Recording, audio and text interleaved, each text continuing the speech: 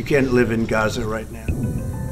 মার্কিন president Donald ট্রাম্পের গাজা দখল ঠেকাতে একজোট হয়ে মাঠে নেমেছে মুসলিম বিশ্বের ৭টি দেশ। ফিলিস্তিনিদের নিজ ভূখণ্ডে রেখেই ধ্বংসের নগরী পুনর্গঠনের পরিকল্পনা করছে মিশর, জর্ডান, কাতার, সৌদি আরব, সংযুক্ত আরব আমিরাত, কুয়েত ও বাহরাইন। সে লক্ষ্যে গত ২১শে ফেব্রুয়ারি শুক্রবার সৌদি যুবরাজ মোহাম্মদ বিন সালমানের আহ্বানে রিয়াদে অনুষ্ঠিত এক বৈঠকে যোগ দেন আরব রাষ্ট্রনেতারা।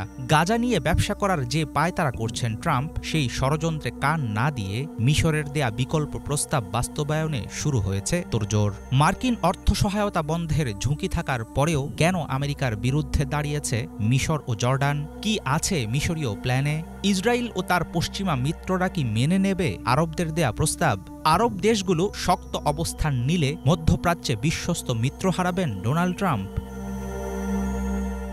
সাম্প্রতিক বৈঠকে সুনির্দিষ্ট কোনো বিষয়ে আরব নেতাদের সম্মতির ব্যাপারে আনুষ্ঠানিক কোনো তথ্য জানা যায়নি। তবে ধারণা করা হচ্ছে গাজা পুনর্গঠন করার যে পরিকল্পনা দিয়েছে মিশর, সেটা নিয়েই সামনে আগাতে আগ্রহী গালফভুক্ত দেশগুলো। ৩ ধাপের সম্ভাব্য পরিকল্পনার কোনো খসড়া এখনও প্রকাশ করা হয়নি। তবে মিশরীয় কূটনৈতিক সূত্রের বরাতে Al Jazeera, Middle East Eye সহ বেশ কিছু প্রভাবশালী গণমাধ্যম জানিয়েছে পূর্ণাঙ্গ প্ল্যান বাস্তবায়নে সময় লাগতে পারে ৩ থেকে ৫ বছর।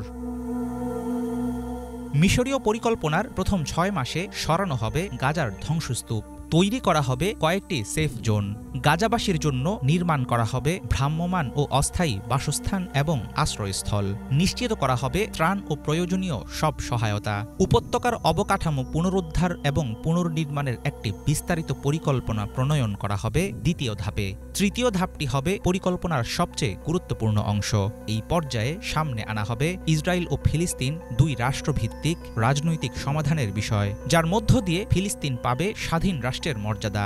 স্থানীয় বাসিন্দাদের সমন্বয়ে গঠিত হবে সরকার, থাকবে ফিলিস্তিনের নিজস্ব সিকিউরিটি ফোর্স।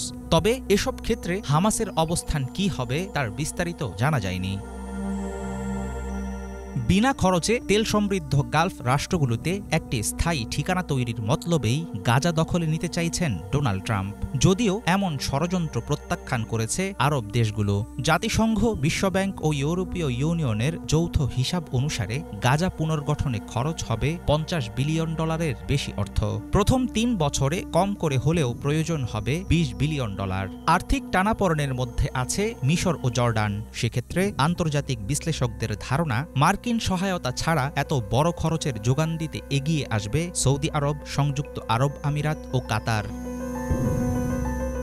স্বাধীন ফিলিস্তিন রাষ্ট্র গঠন এবং গাজা ও দখলকৃত পশ্চিম তীরকে একটি ফিলিস্তিনি সরকারের অধীনে আনার ব্যাপারে বরাবরই বিরোধিতা করে আসছে ইসরায়েল। মার্কিন সহায়তার উপর গভীরভাবে নির্ভরশীল হলেও নিজেদের স্বার্থেই গাজাবাসীকে সরিয়ে দেওয়ার বিষয়টি মানবে না জর্ডান ও মিশর। অন্যদিকে গাজার ক্ষমতায় স্বাধীনতাকামী কোনো সশস্ত্র গোষ্ঠীকেও দেখতে চাইবে না আরব নেতারা। মিশরীয় প্রস্তাবে তেল আবিবের অবস্থান কি হবে, ট্রাম্প কি করবেন, সমঝোতা হলে আদৌ টিকবে কিনা, এসব নানামুখী জটিলতার মাঝে কোন দিকে গড়াবে গাজা পরিস্থিতি, সেটা এখনও ঢেকে আছে অনিশ্চয়তায়। হাফিজুল ইসলাম, বাংলা ভিশন।